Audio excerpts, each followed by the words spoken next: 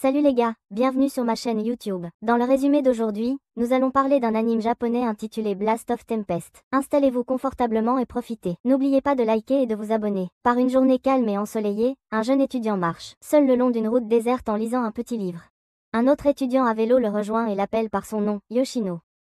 L'informant qu'il va raccompagner sa sœur Aika à la maison. Yoshino lui rappelle l'état de ses notes alors qu'il s'éloigne à vélo et tente de dire au revoir à Aika, mais reçoit une réponse froide en retour. Son frère, Mairo, lui demande pourquoi elle est si froide envers Yoshino. Mais elle le repousse et lui répond avec des paroles dures à propos de Yoshino. Un étrange tonneau balayé par l'océan trouve son chemin vers une île. Le tonneau bouge soudainement et le couvercle s'envole après plusieurs bruits. Une dame sort du tonneau, haletante, alors qu'elle rassemble ses forces pour comprendre sa situation. Elle mentionne un nom, Seimon, et réalise que son plan était qu'elle soit abandonnée sur une île, avec pour seul vêtement ses sandales et ses vêtements. Après avoir analysé sa situation et son incapacité à utiliser sa magie, elle, furieuse, crie des paroles d'auto-dénigration en affirmant que sa condition de Kusariba Akazi, la mage la plus forte là-bas, protège aussi son ventre. Yoshino lit à voix haute en cours, pendant que certaines filles bavardent de son apparence et de sa relation, se demandant s'il est en couple. Après le cours, l'un des professeurs de l'école engage Yoshino dans une discussion sur la disparition soudaine de son amie Fuwa Mairo, qui est aussi étudiante de l'école, sans en informer les autorités scolaires. Mais il s'éloigne sans donner de réponse satisfaisante à ses questions. Yoshino continue sa journée en se promenant dans l'école, et croise quelques élèves. Yoshino soupire alors qu'un élève attire son attention, et lui rappelle sa solitude. Au bout d'un moment, les étudiants sortent d'une ruelle en se moquant de Yoshino alors qu'il s'éloigne, avec son portefeuille après l'avoir harcelé, le laissant impuissant, taché de sang. Yoshino se dirige vers un cimetière en réfléchissant à Mairo et à ses récentes affaires. Une voix féminine interrompt ses pensées, lui demandant s'il est Mairo. Yoshino se retourne, et elle se présente à lui comme Evangeline Yamamoto, l'interrogeant sur sa relation avec Mairo. Lorsqu'il entend parler de lui, Yoshino se retourne pour répondre, mais trouve Yamamoto, pointant une arme sur son visage tandis qu'il tremble de peur. Yamamoto continue en informant Yoshino d'un incident qui s'est produit récemment. Cet incident est en quelque sorte lié à Mairo, car il sauve une fille qui avait été aperçue dans une certaine région. Yoshino éclaire Yamamoto en expliquant une raison possible pour un tel incident, car cela pourrait être lié à la pierre tombale de la sœur de Mairo. Il se souvient alors de sa dernière rencontre avec Mairo près de la tombe d'Aika. Alors que Mairo exprime son désarroi face à la mort de sa sœur, Wandeno évoque des pistes concernant l'affaire. Alors que même la police s'est révélée inefficace sur cette affaire, Mairo décide de retrouver lui-même le meurtrier et de se venger afin de trouver les réponses aux questions liées à la mort mystérieuse d'Aika. Yamamoto attrape Yoshino par le col, en pointant encore plus près son arme. Yoshino essaie de trouver un plan d'évasion, quand un papillon attire soudain son attention. Yamamoto devient également intrigué, alors qu'un essaim de papillons les entoure. Yoshino profite de l'occasion pour saisir son parapluie et s'en servir pour attaquer Yamamoto. Mais comme il ne maîtrise pas bien la défense, il finit par être jeté au sol par Yamamoto. Yamamoto sort alors furieusement un autre pistolet de son sac pour tirer sur Yoshino. Mais Mairo apparaît mystérieusement de nulle part et attaque Yamamoto, la projetant au sol. Yoshino demande curieusement comment Mairo est arrivé là, mais il répond vaguement. Yoshino avertit Mairo pendant que Yamamoto prend son arme et tire un coup, mais il rebondit contre une barrière étrange qui l'empêche. Yamamoto confirme ses soupçons concernant Mairo, rencontrant un mage, et continue de l'interroger. Mairo perturbe violemment son interrogatoire en l'attaquant. Un combat éclate entre eux, mais aucune des tirs de Yamamoto ne le touche. Il décide donc de mettre fin au combat en lui frappant la tête contre le sol, ce qui la rend inconsciente. Yoshino court après Mairo, essayant de comprendre la situation, et il remarque un homme inconscient près des escaliers. Mairo explique à Yoshino le syndrome mentionné par Yamamoto, le syndrome du fer noir. Alors que le vieil homme tombe et commence à se transformer en statue métallique, le chaos éclate dans la ville, tandis que Mairo se promène dans les rues avec Yoshino. Il explique le syndrome tandis que les corps des citoyens métallisés jonchent les rues. Mairo admet les affirmations de Yamamoto sur sa possession de la magie, alors que Mairo raconte à Yoshino comment un groupe de personnes prévoit d'acquérir plus de pouvoir en réveillant quelque chose qui enverrait la destruction sur le monde entier. Un étrange groupe de personnes récite un chant répété en tenant des chaînes. Respectivement, Yoshino se surprend à y croire les explications de Mairo sans aucun soupçon. Mairo informe Yoshino de la seule personne capable de mettre fin à une telle atrocité. Ikazi est une héritière. Mairo sort une poupée attachée au cou de l'héritière, alors qu'une voix résonne soudainement de celle-ci. Mairo et un des idées s'attaquent verbalement alors qu'elle réalise qu'il est avec quelqu'un. Un fort bruit sourd vient de l'océan, tandis que Mairo tente de parler à Ikazi de Yoshino, accompagné de papillons. Mairo rapporte la situation à Ikazi qui lui ordonne de faire un autre rapport en fonction des sons. Mairo profite de l'occasion pour raconter à Yoshino comment il est tombé sur une bouteille. Il y a un mois, avec une poupée et un message lui demandant de conclure un marché seulement s'il croit en la magie, ce qui l'a amené à entrer en contact avec Ikazi, un mage sur une île isolée, et à faire un marché avec elle pour l'aider. À condition qu'elle utilise sa magie pour trouver le meurtrier d'Aika. Un trou apparaît au centre de l'océan pendant que Salmon et ses membres continuent de chanter, ce qui fait apparaître un énorme objet sphérique qui sort du trou, avec des chaînes qui pendent du trou vers le ciel. Mairo, Yoshino et Aika marchent vers l'école quand Aika s'arrête soudainement pour demander à Mairo une question sur le baiser, car elle est inexpérimentée dans ce domaine.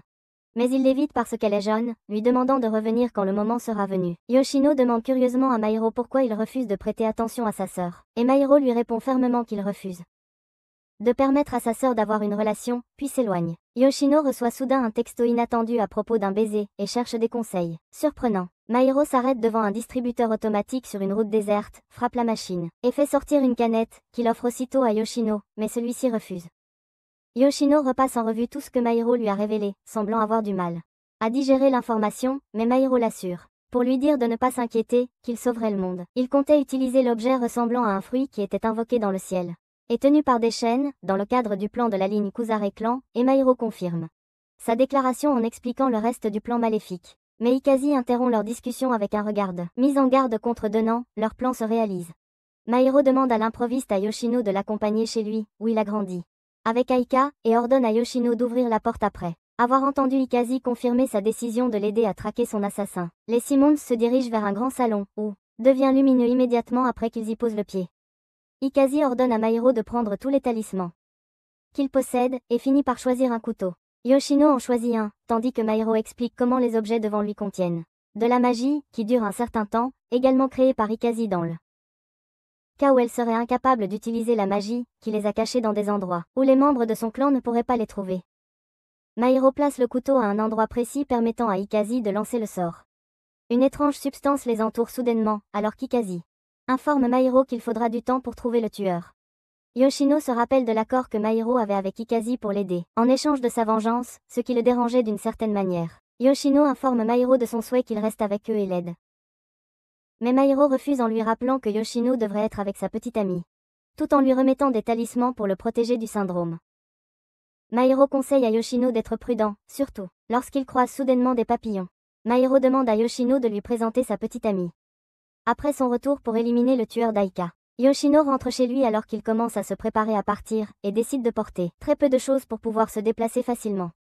Il essaie d'atteindre son gardien, mais en vain. Yoshino marche le long d'une route désertée en se demandant si le gouvernement a abandonné sa ville, car il ne semble pas faire preuve de compréhension. Yoshino s'arrête en remarquant les garçons qu'il avait auparavant harcelés, allongés sur le sol, comme s'il était devenu des statues, et il se penche pour prendre son portefeuille, juste pour que Yamamoto apparaisse, le frappant par derrière et l'accusant de voler chez les cadavres, tout en le tenant par le cou. Yoshino se rappelle soudain des instructions de Mairo concernant le talisman, alors qu'il lutte pour entrer en contact avec lui. Il imagine soudainement quelle capacité il aimerait avoir en développant soudainement le pouvoir de combattre Yamamoto, mais finit par choisir son pistolet et courir dans la direction de son école. Yoshino monte vers l'école en réalisant que beaucoup de corps d'élèves sont étendus autour alors qu'il essaie de reprendre son souffle. Les fenêtres, celles de Mairo, sont brisées par des coups de feu. Yoshino rampe, seulement pour réaliser qu'il a été repéré par Yamamoto. Mairo croise un mage alors qu'il marche seul. En communiquant avec Ikari au sujet du meurtrier de sa sœur, l'homme étrange questionne lentement Mairo sur la raison pour laquelle il n'a pas évacué la ville et il l'attaque, réalisant que Mairo est lié à Ikari. Ikari avertit sévèrement Mairo de ne pas combattre le mage car son intuition lui dit que c'est Natsumura, un adversaire très puissant. Mais Mairo décide que cela l'intéresse encore plus de se battre. Yamamoto se déplace dans l'école, appelant Yoshino tandis qu'elle sort un objet gazeux de son sac. Yoshino change de position vers l'air, ce qui conduit Yamamoto sur le toit. Yoshino apparaît par derrière et la choque en tirant un coup qui ne touche que le réservoir. Yamamoto réalise la volonté de Yoshino de lui tirer dessus si nécessaire alors qu'il s'avance calmement vers elle et profite de l'occasion pour le déstabiliser. Yoshino le soulève furieusement alors qu'ils tombent tous deux d'un bâtiment, mais il utilise la magie pour s'arrêter lorsqu'il atteint le sol. Yamamoto tremble de choc alors que Yoshino conclut un marché avec la princesse Sumura et informe Simone de l'identité de Mairo, lui ordonnant de capturer Mairo vivant. Yamamoto hésite en discutant avec Yoshino, utilisant le passé lorsqu'il parle de son amie, et elle réalise qu'Aika est la petite amie dont Yoshino parlait. Yoshino rappelle à Yamamoto qu'il refuse de se venger, car il ne voit aucune importance à Cela, préférant simplement rester avec Mairo et l'aider. Natsumura confirme la source du pouvoir de Mairo lorsqu'il entre en contact avec Ajik, et attaque Mairo, le projetant au sol. Mairo s'enfuit soudainement du combat et atterrit dans un parking. Alors qu'il se plaint à Akaze de son adversaire féroce, Akaze lui rappelle sa décision insensée d'affronter un vrai mage dès le départ et regarde Han s'épuiser. Mairo remarque qu'on lui tend une collation et réalise que c'est Yoshino derrière lui. Yoshino arrive avec une excuse sur sa copine qui le gronde de m'aider, tandis que Mairo attrape la collation avec avidité. Mairo fait signe à Yoshino de se taire pendant que Natsumura localise son usure. Mais le sac de Yoshino gâche tout en heurtant le sol, ce qui attire l'attention de Natsumura. Natsumura remarque que Mairo a un allié alors qu'ils disparaissent à nouveau. Akaze supplie Mairo de se replier, car combattre Natsumura ne serait pas raisonnable, mais Mairo se plaint de son refus de partir. Car cela ne ferait que le ralentir dans sa recherche du meurtrier de sa sœur. Yoshino essaie de persuader Mairo de se battre, car leurs talismans se réduisent. Mais il l'ignore en se concentrant sur la récupération d'un objet ou la défense. Mairo remet sa poupée à Yoshino, lui donnant un délai pour apprendre à maîtriser la magie auprès de Akaze pendant qu'il attaque Natsumura. Mairo attaque stupidement Natsumura à vue, sans aucune stratégie, laissant Yoshino informer Akaze des mouvements de Mairo. Akaze rassure Yoshino de l'utilité de leur magie, car elle n'a pas d'attaque. Comme Yoshin le montre à Mairo. Yoshino engage Akaze pour lui expliquer en détail leur magie. Yoshino décide d'aider Mairo, car il réalise que son ami pourrait être en danger. Akaze termine sa leçon sur la magie en mentionnant la magie que possède son clan, grâce à l'arbre de la Genèse, qui est la divinité de leur clan.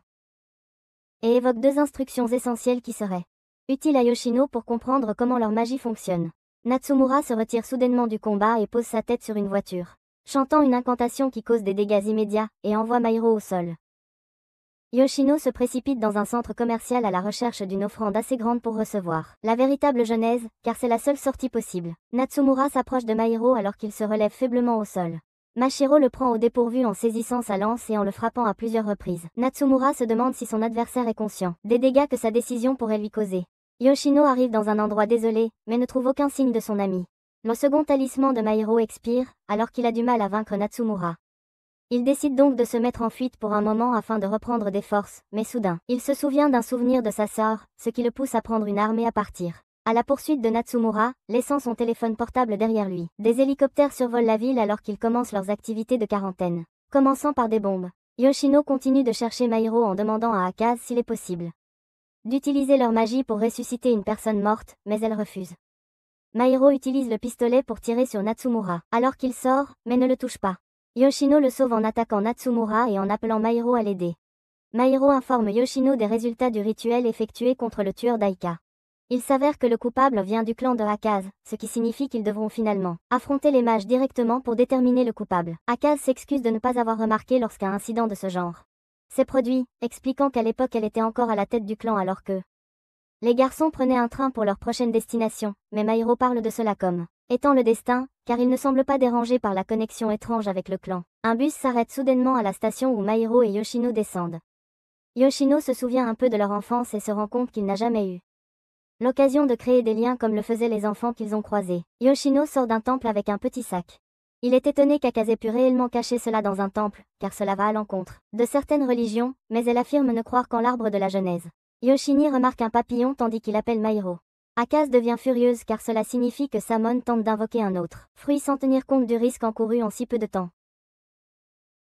Yoshino va vers 2 personnes âgées qui cherchent à se protéger de la pluie pour les avertir du syndrome du fer noir et les protéger puisqu'ils possèdent des talismans. Yoshino essaie d'informer les anciens de la maladie, mais ils s'éloignent, refusant de le croire. Mairo lui rappelle que c'est le résultat du refus du gouvernement de tout révéler. À propos du syndrome du fer noir, c'est que le sol commence à trembler lorsqu'un autre fruit apparaît. Yoshino essaie de sauver les enfants de se transformer en statues, mais échoue car il se retrouve pris dans le tremblement de terre. Mairo décide d'entrer dans une maison inconnue après n'avoir reçu aucune réponse à l'annonce de leur présence. Yoshino essaie de rappeler à Mairo qu'ils envahissent la maison de quelqu'un sans permission, mais Mairo l'ignore car les propriétaires pourraient déjà être affectés par le syndrome du fer noir. Yoshino décide de préparer un repas pour reprendre des forces, pendant que Mairo cherche un moyen d'avoir un autre fruit. Mairo tient compagnie à Yoshino en discutant avec lui de sa relation avec Mairo, ce qui amène Yoshino à expliquer leur amitié anormale. Car Mairo regardait toujours les autres de haut à l'école, même s'il était intelligent et issu d'un milieu aisé, ce qui faisait que tout le monde le voyait différemment. Un incident est survenu en 3e année quand Mairo a eu un accident alors que la police poursuivait un voleur. Yoshino a fini par être choisi pour représenter Les élèves en visitant l'hôpital avec l'enseignant. Mairo a demandé à son professeur de lui apporter à boire et a profité de l'occasion pour demander une faveur de Yoshino, qui avait d'abord refusé lorsque Mairo lui a dit que son accident était intentionnel, lui demandant de l'aider à ce sujet. Mairo attrape malicieusement Yoshino plus près aimant à l'heure. Professeur sur les intentions de Yoshino pour décider de la visite. Mairo est émerveillé par la capacité de Yoshino à produire beaucoup de preuves en peu de temps, car il donne même un compte-rendu complet sur le coupable essai. Intention, Yoshino suspectant le chauffeur qui s'était battu avec le père de Mairo. Le succès pour démasquer le coupable a poussé leur professeur à confier à Yoshino la garde de Mairo sans la permission de Yoshino. Mairo interrompt la discussion entre Yoshino et Akaze en les rejoignant pour le dîner. Yoshino exprime ses observations sur la sérénité retrouvée de l'environnement, à cause du syndrome du fer noir alors qu'il s'allonge pour dormir à côté de Mairo. Mairo traite Akaze d'insouciante pour s'être endormie si facilement sur eux, mais il finit par faire de même alors que Yoshino tente de lui poser une question. Mairo se réveille tôt pour faire une promenade tout en conversant avec Akaze, qui devient surprise en entendant Mairo réellement payer pour prendre une boisson à un distributeur. Akaze décide de poser à Mairo la même question qu'elle a posée à Yoshino à propos de leur amitié, mais il finit par en donner une description très vague. Mairo conclut son récit en informant Akaze d'un moment où Yoshino a montré son côté vicieux à Mairo en le présentant comme une personne gentille lors d'une présentation en classe, ce qui a fait que les gens l'admiraient et tentaient de se rapprocher de lui. Mairo finit par se rendre à l'endroit où les enfants qu'ils avaient vus plus tôt se trouvaient, et il laisse tomber sa bouteille d'eau avant de revenir à la maison.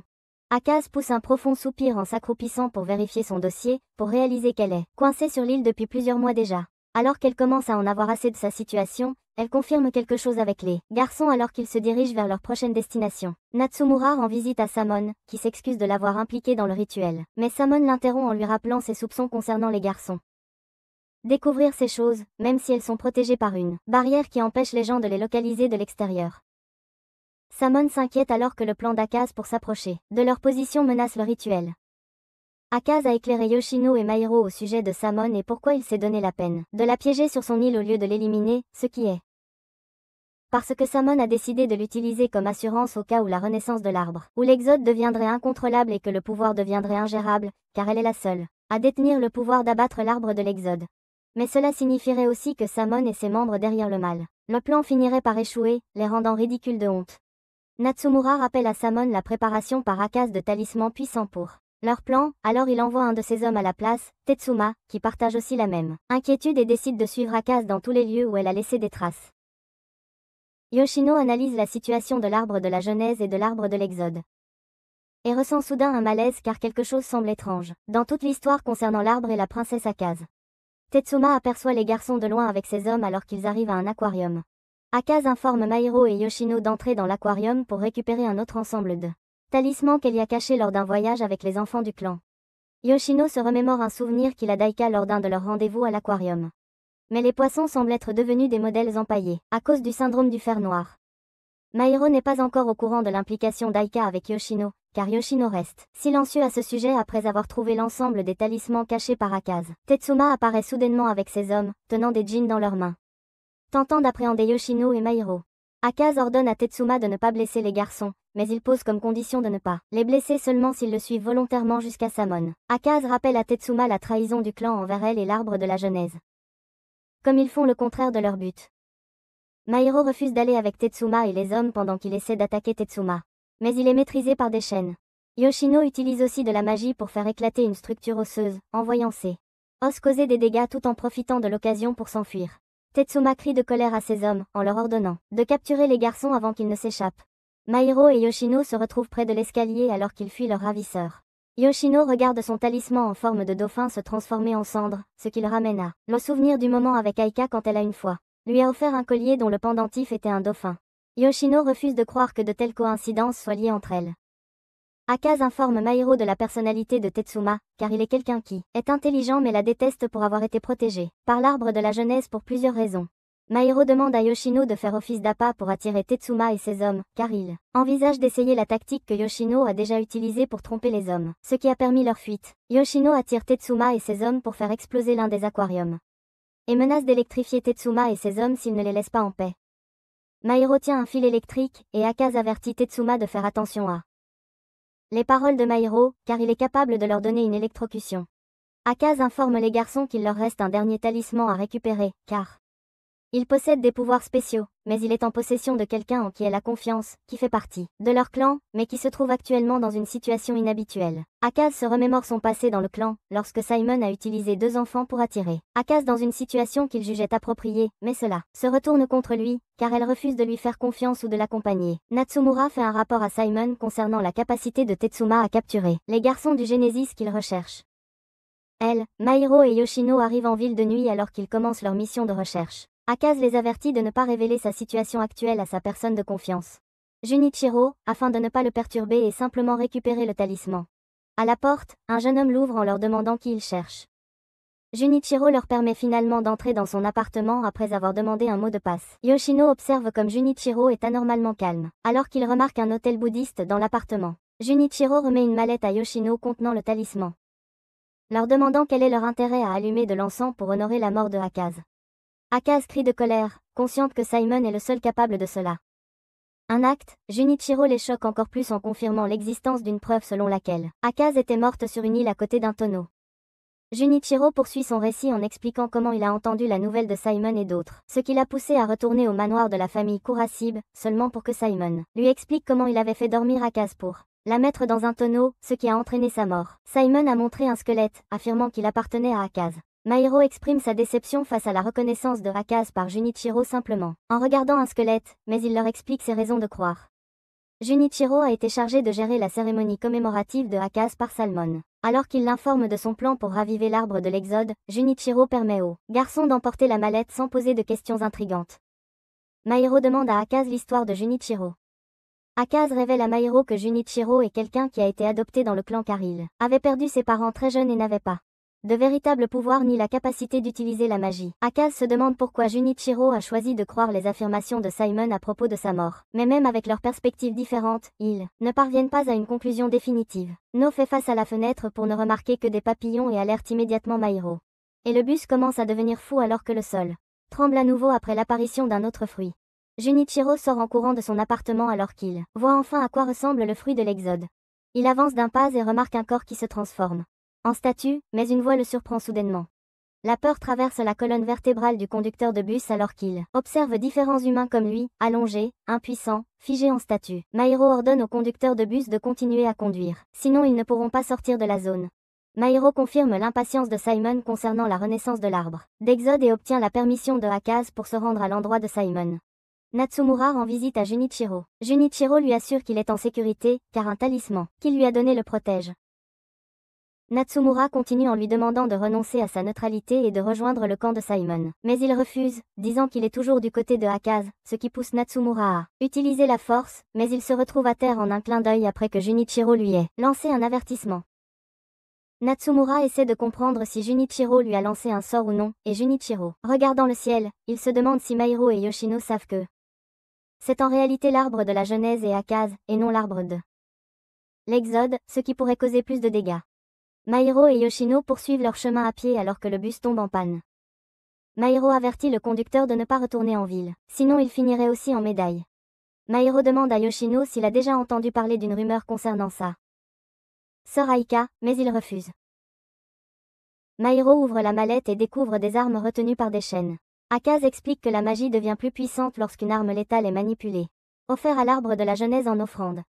Mairo alerte soudainement Yoshino qu'ils sont entourés, lui demandant de se préparer à se battre, mais ils sont attaqués par des hommes armés, qui frappent Mairo, le faisant perdre connaissance. Yamamoto conduit Yoshino pendant qu'elle lui demande s'il se sent coupable d'avoir partagé un secret, en traitant avec Yamamoto sans qu'il le sache, mais lui refuse, car il cache un secret encore plus grand. Yamamoto révèle à Yoshino qu'elle sait que Aika est Mairo son frère et sœur, mais pas liés par le sang. La voix répétée de Akaz le réveille dans l'inconscience alors qu'il court pour retrouver Yoshino, inquiet. Laissant derrière la poupée et la valise, Yamamoto informe Yoshino de son désir, qu'il rencontre quelqu'un avant de se rendre à leur destination réelle. Yoshino monte dans une voiture blindée pendant que Yamamoto lui présente Ayakawa Takumi, qui est assistant réalisateur de la force de contre-mesure du syndrome de fer noir. Une force créée secrètement car il a un lien avec quelqu'un du clan formé pour préparer des circonstances liées à la magie. Takumi révèle leur plan de faire la guerre aux magiciens. Yoshino remet quelques talismans à Yamamoto en échange de certains objets qu'il a demandés, y compris son arme. Yamamoto est excité à l'idée de pouvoir enfin utiliser la magie comme les mages. Takumi dévoile leur plan à Yoshino, car il prévoit d'attaquer les mages dans 2 jours. Mais une situation interrompt leur discussion lorsque Mairo apparaît en haletant, le regard furieux vers les soldats. Mairo commence à attaquer les soldats car il l'empêche de voir Yoshino. Le véhicule blindé de Yamamoto commence à bouger alors qu'il recule. Puisqu'ils ont donné à Mairo l'impression que Yoshino avait été enlevé, Yoshino saute hors du véhicule pour rejoindre Mairo, tandis que Takumi ordonne aux soldats de reculer. Yoshino se demande pourquoi Mairo n'a aucun soupçon à son sujet et le gronde. Mairo, il a laissé la mallette en partant la récupérer. Un rappel rapide de l'époque où Aika était en vie. Mairo semble être mal à l'aise avec Aika, il lui ordonne de ne pas commencer une relation avec quelqu'un tant qu'il ne décidera pas quoi faire d'elle, car elle est différente du genre de fille qu'il fréquente, mais il est toujours confus par son intérêt profond pour elle. Yoshino utilise du ruban pour les protéger du froid en demandant à Mairo des nouvelles de Akaze, qui est restée silencieuse pendant un moment. Mairo l'informe que Akaze fait une pause pour reconquérir ses forces avant leur bataille contre Samon. Yoshino lui donne une couverture pendant qu'il se prépare à dormir. Yoshino se demande ce qu'il adviendra de Mairo après qu'il aura enfin atteint son objectif, qui est de se venger. Mais Mairo interrompt ses pensées en lui rappelant la baisse de son attention portée à son téléphone portable. Yoshino se souvient d'un moment avec Aika, lorsqu'elle lui a soudainement posé la question de leur premier baiser à la bibliothèque, ce qui choque Yoshino. Aika demande à Yoshino un endroit où ils aimeraient avoir leur premier baiser, car cela devrait avoir une signification spéciale, mais il refuse, ce qui amène Aika à suggérer une maison d'été pour leur premier baiser, mais il faudrait qu'il passe une semaine entière avec Mairo et sa famille. Yoshino prend son téléphone et voit un appel de Mairo, qui lui demande de venir l'accompagner pour raccompagner Aika chez elle. Yoshino rejoint Mairo, mais réalise qu'il l'a mis en contact avec des filles pour sortir, et essaie d'y échapper mais en échoue. Mairo rentre chez lui et raconte sa sortie à Yoshino à Aika, mais elle lui fait une leçon méprisante sur Yoshino et sa personnalité. Elle demande à Mairo de traiter Yoshino avec bonté, car il est celui qui se tiendra toujours à ses côtés pour lui. Mairo grogne bruyamment alors que des bruits de véhicules blindés perturbent son sommeil. Il demande à contre-cœur à Yoshino ce que cela fait vraiment de sortir avec une personne qu'on aime. Comme il a toujours eu l'habitude que ce soit les filles qui courent après lui et non l'inverse, mais il donne une réponse indirecte à la question. Mairo admet son intérêt pour les étoiles tout en les admirant. Yoshino se demande si Mairo réaliserait un jour que ses sentiments pour Aika étaient plus que réciproques ou fraternels, car il agissait toujours agité près d'elle et était aussi incapable de la toucher. De retour à la maison d'été avec Mairo, quand Aika avait invité Yoshino pour qu'il ait leur premier baiser dans le dos de Mairo. Mairo ignore encore la vérité de la situation tandis qu'Aika bombarde Yoshino de corvée à son arrivée à la maison d'été et il conclut qu'Aika a inutilement détesté Yoshino. Yoshino reçoit un message de sa petite amie Aika alors qu'il essaie de faire griller, lui demandant de la rejoindre secrètement dans le jardin après le dîner. Yoshino rejoint Aika mais s'arrête pour admirer les étoiles dans le ciel pendant qu'ils discutent de leur beauté. Il pose sa main sur la joue de Yoshino pendant qu'il fait de même, se penchant plus près d'elle pour un baiser, mais la voix de Mairo les interrompt, les faisant se figer de stupeur en les entendant tenter de localiser leur position. Mairo finit par les repérer, suggérant qu'ils jouent tous aux cartes. Yoshino trouve une excuse rapide alors que Mairo questionne, leur parler de leur motif pour être seul dans le jardin. Aika murmure quelques mots à Yoshino pendant qu'il suit Mairo de retour à la maison d'été. Yoshino et Mairo se retirent au lit après leur partie de cartes, Mairo avertissant Yoshino de se méfier d'Aika, car elle complote toujours du mal et il ne peut souvent pas la prévoir. Yoshino passe les premières heures de la matinée avec Aika, faisant un tour au milieu des tournesols, mais ils n'ont pas réussi à s'embrasser comme prévu, à cause de l'incapacité de Yoshino à prendre les choses en main comme un homme. Yoshino se réveille en sursaut lorsque Mairo l'avertit de se préparer pour leur combat. Lorsque le moment est venu, Yoshino reste figé de peur alors que Mairo pointe soudain son arme vers lui, prononçant des mots étranges à propos de talismans et de magie, mais il s'en dégage en assurant à Yoshino qu'il ne faisait qu'une blague. Salmon observe de loin l'apparition des troupes de l'armée qui se dirigent vers eux, ne s'attendant pas à ce qu'elles arrivent si rapidement. Samon tient son épée, anticipant comment se dérouleront les événements du jour, soit en faveur de la princesse, soit en la leur. Ikazi donne des instructions à Mairo et Yoshino concernant une quantité précise de talismans nécessaires pour briser la barrière de Samon et pénétrer dans son territoire. Mairo prépare son arme tandis qu'il invite Yoshino à avancer pour qu'il puisse retrouver le meurtrier d'Aika.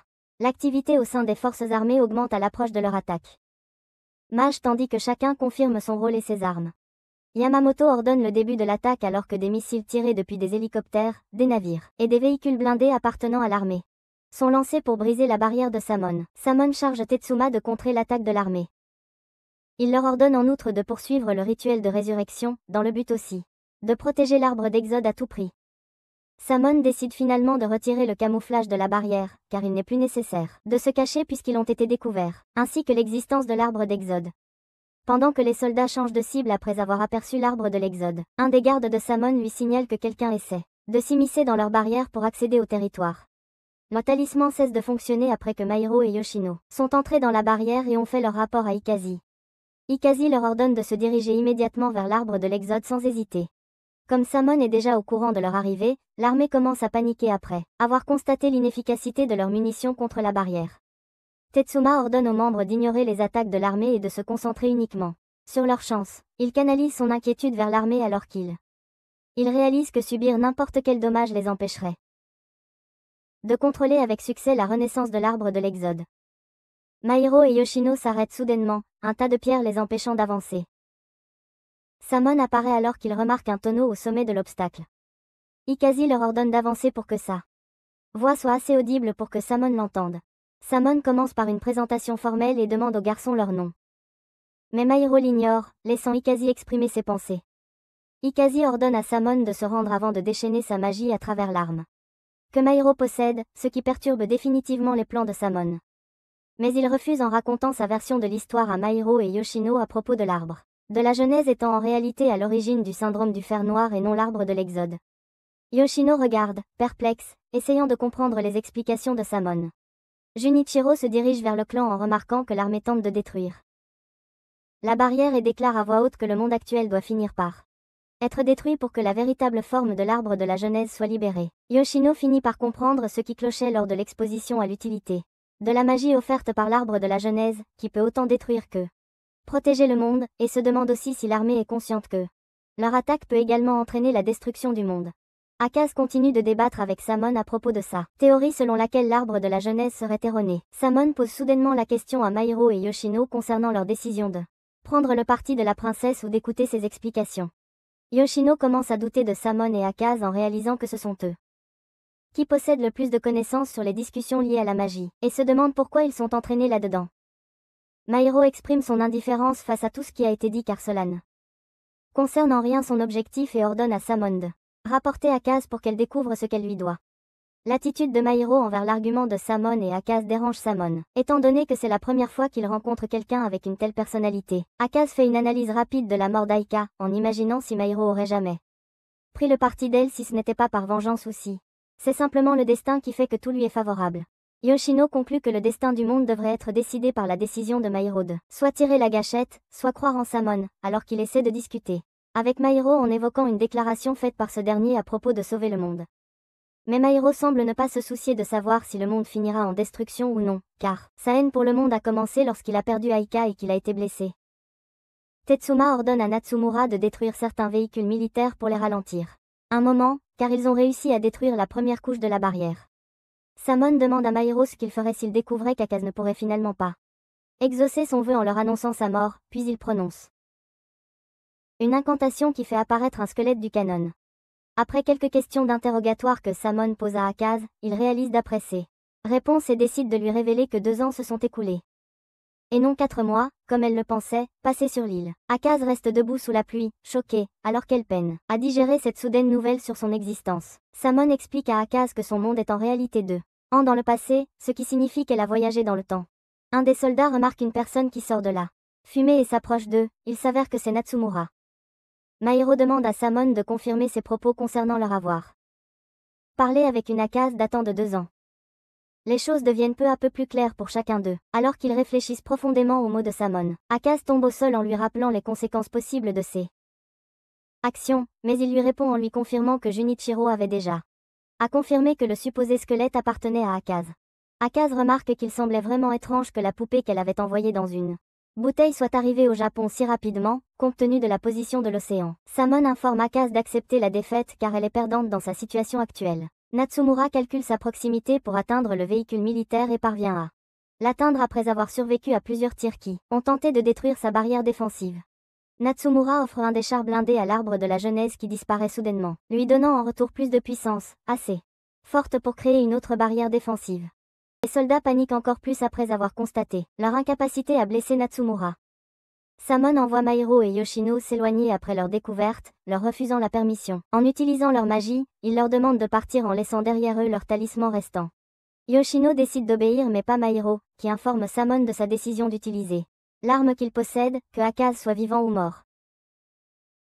Samon serre les dents de colère tandis que Mairo continue d'affirmer ne pas être affecté par le monde et suggère plutôt qu'il exauce son souhait en concluant un marché.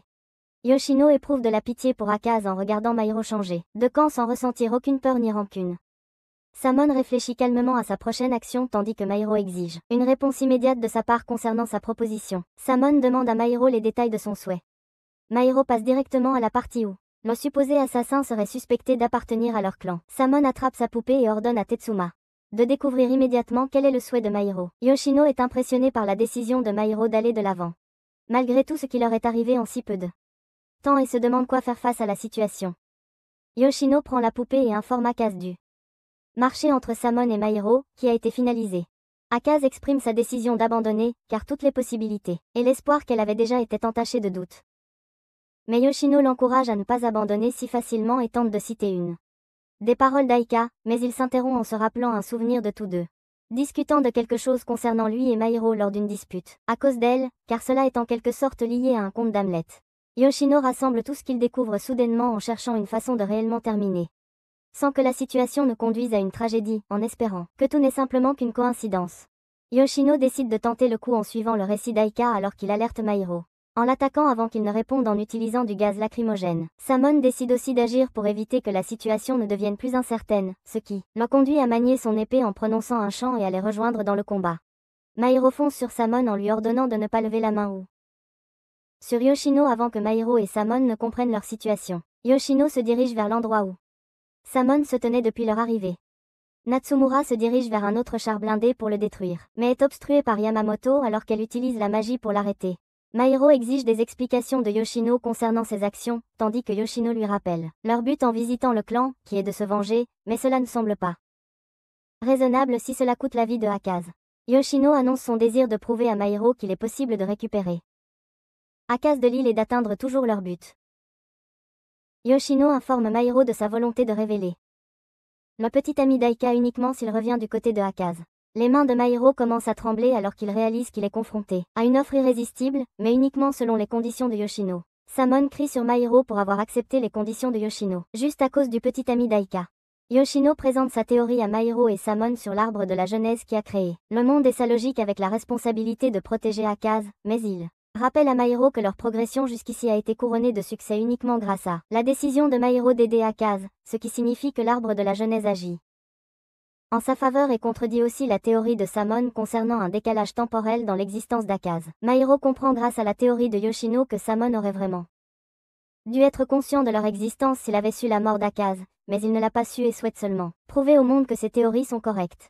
Yamamoto exige que Natsumura se présente, mais il refuse alors qu'ils se précipitent l'un vers l'autre. Takumi espère qu'Yamamoto réussira à leur acheter assez de temps avant que d'autres renforts n'arrivent pour les aider.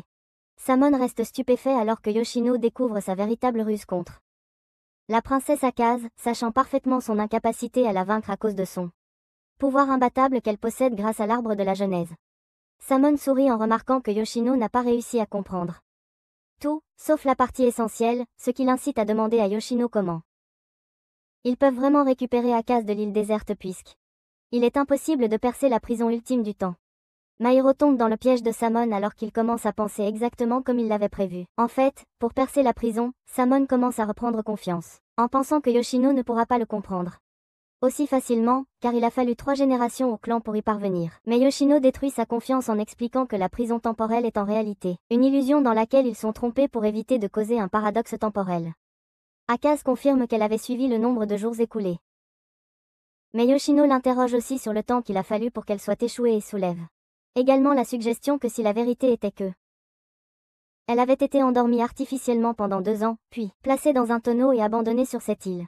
Yoshino développe sa théorie sur le squelette supposé servant de décor à l'intrigue de Samon, puisqu'il avait 2 ans pour préparer une telle tromperie. Mairo saisit son arme en visant à activer le talisman, laissant à Samon aucune autre option que d'aller chercher Akaze lui-même. Samon supplie Mairo d'attendre un peu plus longtemps car la dernière partie de la théorie de Yoshino est fausse, mais Yoshino lui ordonne de prouver l'existence d'un décalage temporel, sinon il maintiendra sa théorie. Les pensées de Samon commencent à le troubler alors qu'il réalise que la théorie de Yoshino est fausse. Mais cela est aussi sans importance, car l'essentiel est d'empêcher Mairo d'activer le talisman, ce qui le conduirait à ramener Akaze et à le faire passer pour un perdant. Yoshino ressent un léger soulagement en voyant Samon paniquer et espère que lui, Mairo et Akaze développeront la capacité de combiner leurs forces pour faire un coup final. Yamamoto parvient à gagner suffisamment de temps en s'arrêtant à l'arrivée de plus de soutien aérien. Tetsuma est informé de l'état fragile de la barrière, ce qui le pousse à ordonner aux membres du clan de rediriger leur pouvoir des deux premières barrières, et de concentrer leur puissance sur la renaissance de l'arbre. Un exode, car accélérer le rituel est leur seule solution. Mairo pense à se ranger du côté de Yoshino, car sa théorie confuse semble acceptable. Samon réalise que sa dernière option est de prouver l'existence du déplacement dans le temps, sinon ses plans seraient vains. Il fait soudain référence au tonneau en disant que le tonneau qui réside avec Akaze sur l'île et celui qui est actuellement avec eux sont le même. Il ordonne donc à Yoshino de prononcer quelques mots à Akaze pour qu'elle les inscrive sur le tonneau avec elle, ce qui signifierait qu'il a raison si les mots apparaissent sur le même tonneau, c'est-à-dire le jour présent. Akaze brise une bouteille alors qu'elle se prépare à recevoir les mots pour l'inscription. Yoshino se dirige vers le fond du baril et s'exclame tranquillement avant d'annoncer à Samon et Mairo les mots apparaissant juste comme il l'avait dit.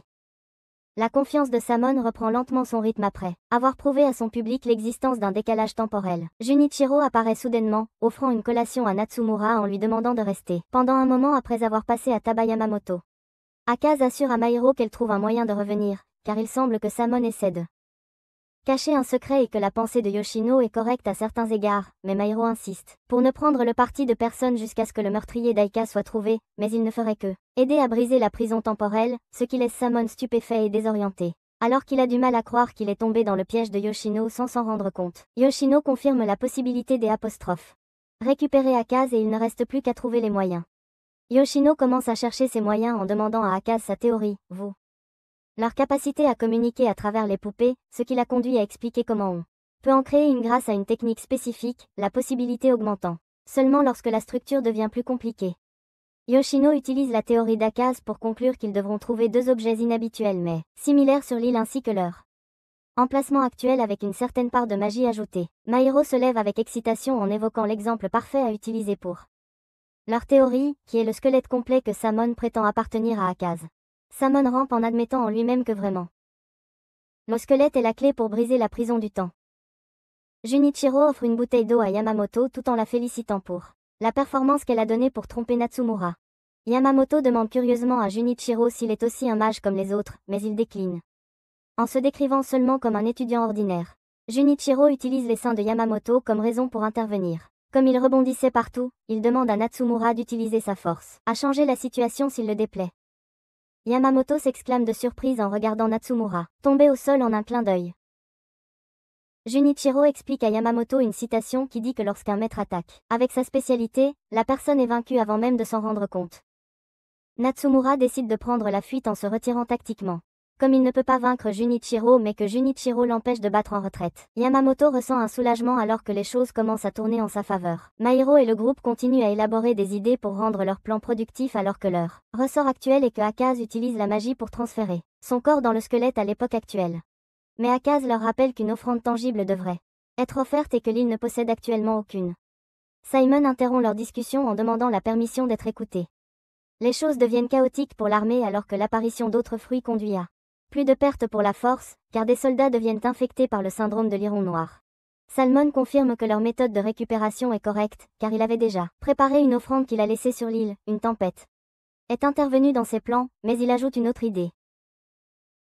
Alors que cela suscite soudainement des doutes, Salmon leur explique qu'ils ne sont que fait partie des plans de l'arbre de la Genèse, car tout ce qui s'est passé n'est pas juste une coïncidence et le tueur d'Aika est l'arbre de la Genèse qui les a manipulés en utilisant la logique. Salmon demande à Mairo de réfléchir à son explication, car son véritable ennemi est l'arbre et non le clan. Akaze réfléchit, car elle a aussi ses suspicions concernant l'arbre ayant tué Aika pour elle, puisque le meurtre a eu lieu alors qu'elle était sur l'île, ce qui aurait plus de sens. Mairo doit décider alors que Salmon suggère qu'il fasse alliance avec le clan pour abattre l'arbre de la Genèse, mais Yoshino s'y oppose en affirmant que cela résulte des actions des membres du clan. Yoshino essaie d'empêcher Mairo de refuser de donner à Akaze suffisamment de temps pour trouver l'offrande que Salmon avait cachée sur l'île, car elle est déterminée à la trouver afin de pouvoir expier ses péchés au cas où elle serait responsable de la mort d'Aika. Yamamoto commence à saigner à cause de la blessure reçue lors des coups. Junichiro ordonne à Natsumura de la soigner, lui rappelant les conséquences que ses actes entraîneraient s'il ne l'avait pas sauvée, car cela va à l'encontre des lois de l'arbre de la Genèse. Junichiro explique en outre que cela ne peut être résolu qu'après que le coupable ait accompli un rituel demandant à l'arbre de la jeunesse dans un but d'expiation. Un des membres du clan fait un rapport à Tetsuma concernant Aika. Enquête, et Akaze mentionne l'existence d'une exemption rituelle, pour certains membres du clan, à Mairo et Yoshino. Salmon discute sans arrêt avec Akaze au sujet du meurtrier d'Aika, essayant de convaincre Mairo. Mairo analyse le véritable plan de Salmon pour Yoshino et Akaze, puisqu'il a simplement créé une division entre eux pour ralentir la victoire de Akaze et se concentrer sur la renaissance de l'arbre de l'Exode. Mairo décide de considérer une alliance avec Salmon, qui lui ordonne de présenter le meurtre, mais Tetsuma explique que c'est impossible, car personne du clan n'est derrière le meurtre. Mairo commence à devenir impatient en exigeant une explication plus claire pour cette confusion soudaine. Akaze explique que la seule raison logique qu'elle peut envisager est l'existence d'un mage de l'arbre de l'Exode. Les passagers embarquant dans une flotte de navires commencent à paniquer, en regardant un immense arbre émerger de l'océan. Akaze poursuit sa recherche de l'offrande cachée pendant que Simon essaie de comprendre la situation avec Mairo et Yoshino, mais Mairo semble indifférent au sujet des détails profonds pour savoir si l'existence du mage de l'Exode existe ou non, car il est plus préoccupé par une conclusion concrète avec des preuves. La théorie de Salmon lui retourne contre lui lorsque Mairo lui pointe son arme, le tenant en joue comme un des personnes responsables de la mort d'Aika, car il fait partie des principaux supportant la renaissance de l'arbre de l'Exode. Les hommes de Takumi font un rapport sur une étrange occurrence, un arbre récemment observé aurait absorbé des formes de vie métallisées. Un autre rapport concerne l'arbre observé qui transforme en cendres tous les humains et objets fabriqués par l'homme soudainement. Takumi réalise que cet objet ressemblant à une plante dévore la civilisation, et Yamamoto confirme auprès de Junichiro en regardant l'ombre de l'arbre de la genèse émerger du sol. Yoshino décide que leur prochain plan est de faire confesser Salmon au sujet de l'offrande. Lieu caché puisque sa défaite avait déjà été décidée, mais il s'inquiète aussi pour Mairo, qui reste muet, n'ayant pas encore réagi par un geste ou une conclusion. Différentes pensées et idées sur les récents événements perturbent Mairo alors qu'il réfléchit attentivement à son prochain coup, car de nombreux facteurs critiques sont en jeu et une erreur pourrait l'empêcher de trouver le meurtrier d'Aika. Simon espère que Mairo continue de tenir le talisman sans le déclencher, puisque ses calculs montrent qu'il faudrait environ 1 heure à Ikazi pour trouver l'offrande. Ce qui serait trop tard, car l'arbre de l'Exode aurait alors été ressuscité. À condition que rien ne vienne l'en empêcher, Ikazi décide de chercher l'offrande elle-même sans demander d'aide à l'arbre du Genèse, mais elle s'arrête après un moment, l'agitation s'emparant d'elle à cause de son incapacité à avoir déjà trouvé l'offrande, mais remarque soudainement une étincelle apparaître dans le ciel. Ikazi accélère le pas en courant vers sa découverte, espérant que ce n'est pas ce qu'elle suppose, et s'arrête enfin en haletant, regardant avec peur la vue d'un missile là où son tonneau se trouvait. Ikazi touche le missile, déçu, en concluant que l'arbre du Genèse a envoyé un autre missile à cause de son incapacité à trouver l'offrande que Samson avait cachée.